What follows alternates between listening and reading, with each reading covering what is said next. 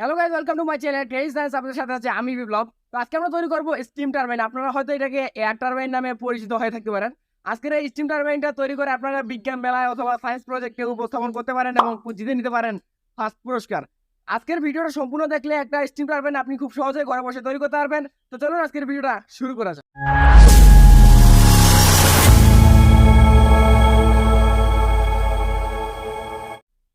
আজকের এই স্টিম টারবাইনটা তৈরি করার জন্য আমাদের প্রয়োজন পড়বে এরকম একটা স্পিড ক্যান বক্স। তো এটাকে আমি কিন্তু মার্কেট থেকে নতুন নিয়ে এসেছি। তো এটার নিচে অথবা উপরে আমরা একটা নজেল লাগাবো। তো এই নজেলটাকে তৈরি করার জন্য আমরা এখানে কলমের যে পুরাতন বডিটা আছে বডিটাকে ইউজ করবো। তো এই বডিটা উপরে অথবা নিচে ফুটো করে আমরা লাগিয়ে দিতে পারি। তো প্রথমে আমি এক জায়গায় এটাকে সুন্দর করে ফুটো করে আমাদের যে ভিতরে স্পিডের তরল পানীয়টা আছে পানীয়টাকে সুন্দর করে বের করে নিবো। দেখতে পাচ্ছেন আমি এইটাকে সুন্দর করে বের করে নিচ্ছি। তো এই এই এখন আমি একটা ছোটখাটো পার্টি দিয়ে দিব বস। তো আপনি এখানে শেয়ার হতে পারেন।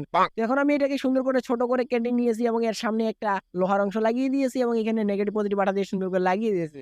তো দেখতে পাচ্ছেন আমি এখানে নেগেটিভ পজিটিভ বাটা লাগিয়ে দিয়েছি, অথবা আপনারা এখানে এটাকে এমসিল নামে চিনতে পারেন। তো এটাকে আমি সুন্দর করে দুইটাকে এক জায়গায় করলাম।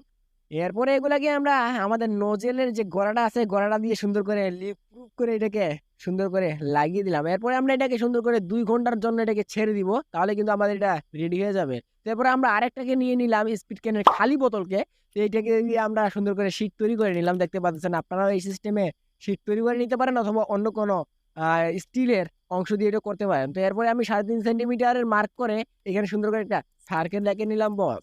তো এরপরে আমরা এখানে সার্কেল গুলাকে মিডিলে রেখে সাইডের অংশগুলোকে সুন্দর করে কেটে নিচ্ছি বস। তো আপনারা এই সিস্টেমে করে নিতে পারেন। তো দেখতে পাচ্ছেন আমার এটা পুরোপুরি কমপ্লিট এবং মিডিলের অংশে আমি একটা ফুটো করে নিলাম। তো এখন আপনি দেখতে পাচ্ছেন মাঝখানে আরো আমি একটা সার্কেল তৈরি করেছি এবং মাঝখানে সার্কেলটার চারিদিক দিয়ে আমি সুন্দর করে কেটে নিচ্ছি বস। তো দেখতে পাচ্ছেন আমরা সুন্দর করে কেটে নেওয়া শেষ। তো এখন আমি আমাদের এই কেটে নেওয়া অংশগুলোকে সুন্দর করে ভাঁজ করে নিব, যাতে করে আমাদের এখানে স্টিমের যে প্রেসারটা আছে প্রেসারটার কারণে এটাকে সুন্দর করে রোটেট করতে পারে। এরপরে আমি এখানে একটা সাইকেলের স্পোক নিয়ে নিয়েছি এবং স্পোকটাকে সুন্দর করে কেটে নিয়েছি আমার মাপ মতো। তো এইটাকে আমি সুন্দর করে রেখে আরেকটা সাইকেলের নাট উপর দিক দিয়ে দিয়ে সুন্দর করে এটাকে টাইট করে আমার মতো পাখা তৈরি করে নিলাম বস। তো দেখতে পাচ্ছেন না, এরপরে আমি এখানে একটা ডায়নামো মোটর নিয়ে নিয়েছি 12 ভোল্টের। তো এই ডায়নামো মোটরের সাথে আমি কলমের যে রিফিলটা আছে সেটাকে সুন্দর করে লাগিয়ে আমাদের ফ্যানটাকে সুন্দর করে এখানে লাগিয়ে দিলাম। এরপরে আমি যদি এখানে একটা এলইডি লাগাই, ওয়াও গাইস দেখতে পাচ্ছেন এলইডি গ্লো করতেছে, তার মানে আমাদের এখানে খুব ভালো পরিমাণে বিদ্যুৎ তৈরি হচ্ছে বস। তো এরপরে এগুলোকে সবগুলোকে সাজানোর জন্য আমি এখানে একটা স্ট্যান্ড তৈরি করব। তার জন্য আমি এখানে দেখতে পাচ্ছেন দুইটা স্ট্যান্ড বানিয়ে নিয়েছে সাইকেলের স্পোক দিয়ে। তো সাইকেলের স্পোক গুলো আমরা এই সিস্টেমে রাখবো, এর উপরে আমাদের এই সিলিন্ডারটাকে সুন্দর করে এই জায়গায় লাগিয়ে দেবো। তার জন্য আমি এখানে সুন্দর করে একটা নাটের বা স্ক্রুর সাহায্যে এটাকে সুন্দর করে টাইট দিয়ে নিলাম প্রথমটাকে, এবং সেকেন্ডটাকে আমি সেম সিস্টেমে এখানে টাইট দিয়ে নিবো। এরপর আমি এখানে একটা কাঠের অংশ নিয়ে নিয়েছি এবং এই কাঠের অংশটাতে কিন্তু আমাদের মোটরটা বসবে বস।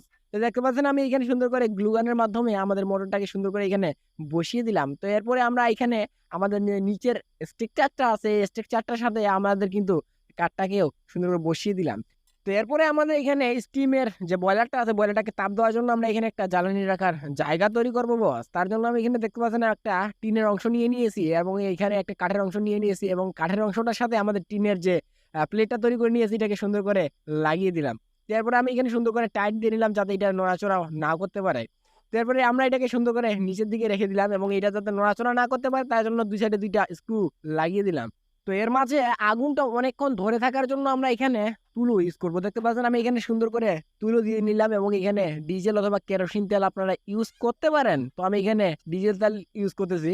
তো ডিজেল তেলের মাধ্যমে এটাকে সুন্দর করে আমি ভিজিয়ে নিলাম তুলোগুলোকে। তো এরপরে আমাদের যে বয়লারটা আছে বয়লারটার ভিতরে কিন্তু আমরা পানি ভরবো। তার জন্য আমি এখানে একটা সিরিঞ্জ দিয়ে দিয়েছি এবং সিরিঞ্জটার সাহায্যে এটাকে সুন্দর করে এর ভিতরে আমি পানি ভরে দিলাম।